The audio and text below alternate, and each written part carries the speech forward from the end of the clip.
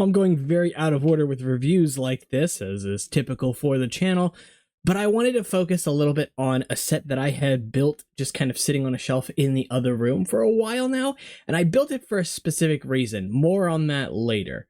However, I wanted to go ahead and talk about my thoughts on this set as it stands, because I'm in a pretty unique position. So, the set that I'm talking about in question is the Axalara, this one here. And the unique position that I am in is I was somebody who actually owned the prototype of this set up until about mid to late last year, I believe, October, I believe, in which case it is now in the possession of Duck Bricks. Congratulations to him. He actually ended up purchasing that set from me. But I'm somebody who actually was able to compare that prototype with this set, and I was surprised to see just how many similarities there were. Now, that said, this is an interesting set because it is the flagship from 2008, but it is also a set that I've never been hugely fond of. I think the set is perfectly fine, don't get me wrong, but it's not one that ages quite as well as something like the Jetrax, even in some ways the Rocco. This set is plagued, in my opinion, with a lot of gaps. And it's really unfortunate because it's fairly easy to fill those gaps, but I do understand why they are there for the most part.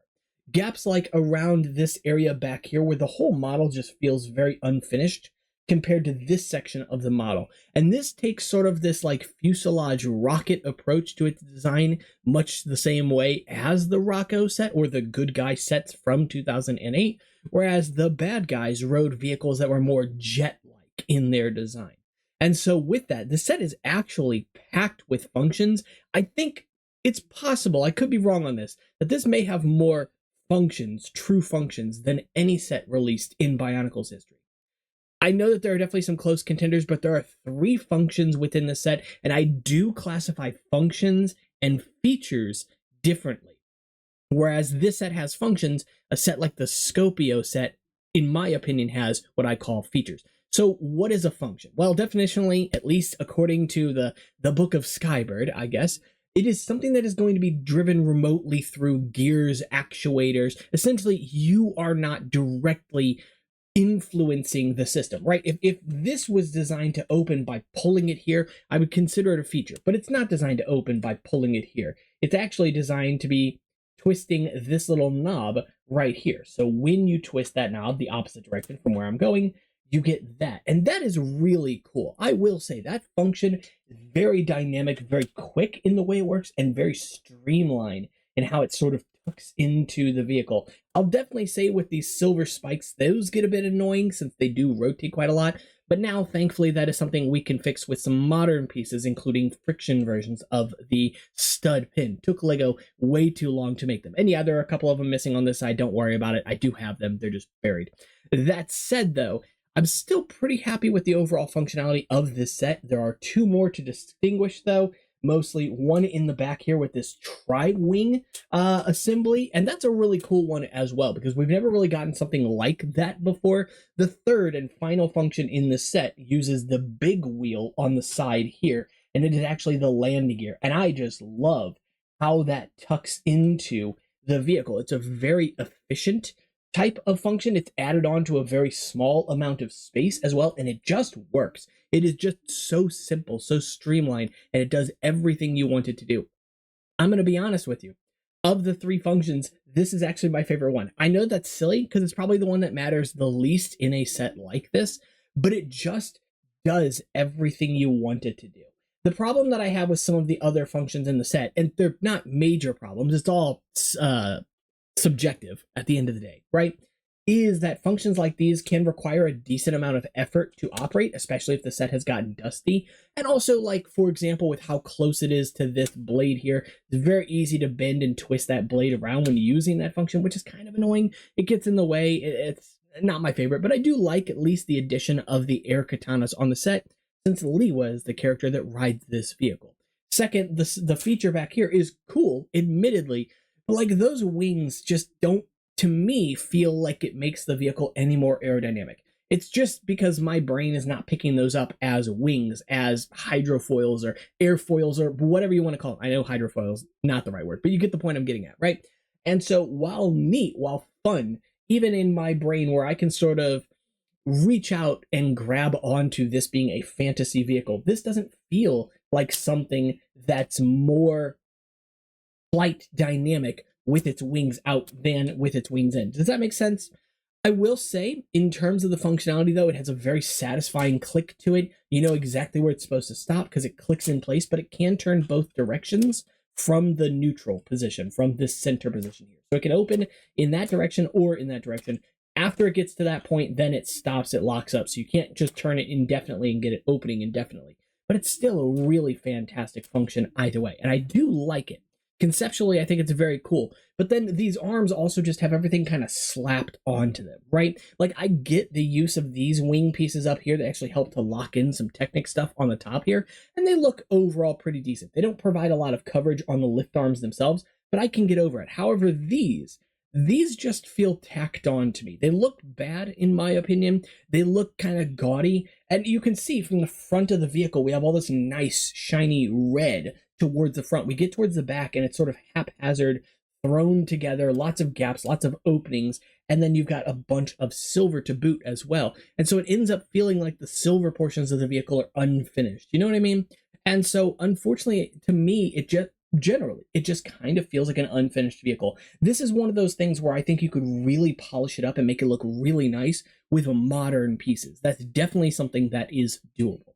Something else I've considered doing as well, opening this little cockpit area, or not cockpit, storage area up here, is that you can actually insert some stuff in here. There's no assemblies that come with this vehicle that go in there directly, but you definitely have that option as storage space. I think just storing extra ammunition would make a whole lot of sense there, since you've got the blasters right in front of it, and that is just done by your hands. That's not a function or anything like that. But this one is. And so works really well here, and I love the aesthetic from the front, from the top. It looks good in basically all directions, except for the side where, again, you see those large gaps. So it's kind of one of those sets that I think is plagued by time and is plagued by just interesting ideas with not always the best polish. Now, I get it. This was the flagship set for 2008. This was the most expensive set for 2008. And if LEGO had pumped even more resources into this, it's very easy to have seen this set go for $10 or even $20 more. And at that point, it starts becoming out of the range of being purchasable by fans, right? I can't remember the exact price this came out at when it came out, but I think it was like $60 or $70. Don't quote me on that. I could be wrong there too. I would not be surprised if it was more. So it's a little bit unfortunate, but the set does everything you want it to do. It's a very reliable set as it stands. And I think on display, it looks fantastic. I really suggest displaying it kind of like this at a sort of orthogonal 45-degree-ish view, rather than from a full side-on view or a full front-on view, because that's where you get the most bang for your buck out of a set like this one as well. And you can see we also have these swords, these Staff of Light swords on here, which also act as sort of like a rear landing pad. They're going to kind of hit the ground around the same time as these lift arms here, which works in a very similar way to the jet tracks, using galley hooks to actually prop itself up as well. So it's actually contacting the ground with pretty soft surfaces all around. And I think that that's pretty smart, because it makes those pieces more easily replaceable if yours were to get damaged, scratched up, bent, whatever the case may be. So I think overall it's a good set, and it's not surprising to me that this is not a set that has really appreciated in value very much. But still, all told, it's also one of those sets that kind of kept a lot of its features from the get-go, from the design process. I don't know specifically what era of prototype for this set that I had. It had to have been a very late prototype. I know where it was from. It was one that was displayed in the Toy Fair back in New York City, all the way back in early 2008, and I believe designed in 2007, even before like the sockets had been redesigned, remolded. It contained the older style of lime green sockets on Liwa, for example. And so overall, I think that was a really fantastic build, and this is a fantastic build, but that one definitely suffered from a few more problems, notably in the front. We can see we have these tan pins, but if you actually look on the instructions manuals, this is not what is on the cover. The cover art actually shows red pin bushings, very similar to these up here. And those actually provide a lot of friction, meaning that it was much harder to use this function successfully. So I see why they changed it out. In the actual instructions, in the building process, it does show these in tan, as you can see here. but the prototype also had the red pin bushings in the front, also had friction pins in the back here. So a lot of friction, and many of those parts were SLS 3D printed. Again, there is a video coming on that prototype here in the future. It was actually filmed all the way back in last July, but now that I can edit some videos, that should be a possibility for me. So hopefully you'll be seeing that one soon. And with all that being said, that's everything I wanted to go ahead and mention about the Jetrax. It's definitely one of those sets where you either love it or you hate it, or you're just kind of neutral to it, middle of the road. And that's kind of how I feel. I think it does a lot of good. I think it paves the way for a lot of vehicles from 2009. And 2008 definitely had the more ambitious functions than 2009. But in a lot of ways, I also really enjoy the 2009 vehicles for what they offer as well. Probably my favorite vehicle, or really close to my favorite vehicle from all 2008 and 2009, is actually the Syndox, the little snow ski for all intents and purposes, right? Or snowmobile. After that or before that, it's really hard for me to pick. Then it goes the Jetrax.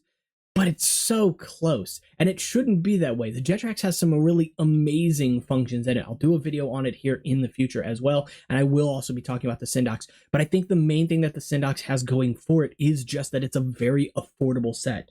The Jetrax is one of those sets that's gotten a bit more expensive, and I actually had the yellow version when I was a kid growing up because I got it as a gift, right? And we went to Target, and that was the one that was available. So even seeing the same color scheme on both sets, it's a really fantastic build overall. But we know that those prices have gone up on that set specifically, and I really think that it's one that you build it, you really appreciate its functions, and you build the Syndox and you appreciate its functions. And I just find myself going back to like the Syndox and playing around with it more because it's such a simple build in comparison to the Jetrax. So that's everything going into this video, though. If you enjoyed the video, make sure to leave a like, subscribe. It really helps the channel out. And before I end this channel, again, I wanted to shout out that I do have a second channel now called SkybirdTakes. I will link that in the description. No videos on it yet, but there are videos in the works. Someone suggested actually uploading multiple videos for the first day, and I think that might be a really smart idea. So I'm not sure if it's going to have a video on it today. We'll definitely see on that. However, that said, if you enjoy this content, I'd really appreciate you going over there, checking that out, or leaving a subscribe over there as well. Really helps with engagement and the algorithm, generally speaking. And of course, you can check out Discord, Instagram, Patreon, all of which are in the description. I'll see you all in the next one. Take care.